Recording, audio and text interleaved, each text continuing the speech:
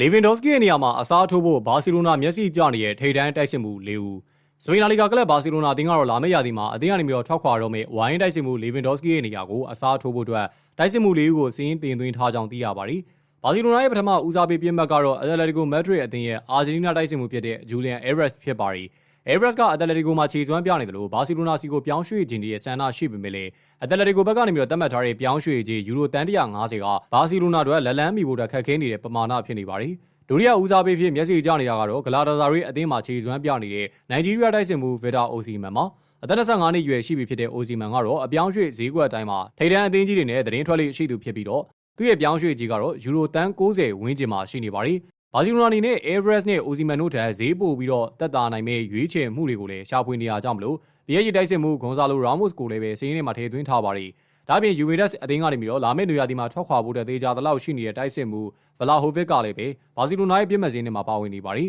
။အဲဒီကစားသမား၄ဦးစလုံးကဘာစီလိုနာရဲ့တိုက်စစ်ပိုင်းကိုအပြောင်းလဲဖြစ်စေနိုင်တဲ့အရေးချင်းရှိသူတွေဖြစ်လို့ဘသူ့ကိုခေါ်ယူပြစ်မလဲဆိုတာကတော့တကယ်ကိုစိတ်ဝင်စားစရာပါ။ဘန်နာရဲ့အခြေအနေနဲ့အဝင်ကွင်ကြဖြစ်မဲ့ကစားသမားကိုခေါ်ယူနိုင်ဖို့ကဘာစီလိုနာတို့ရဲ့အဓိကစိန်ခေါ်မှုတစ်ခုလည်းဖြစ်နေပြန်ပါတယ်။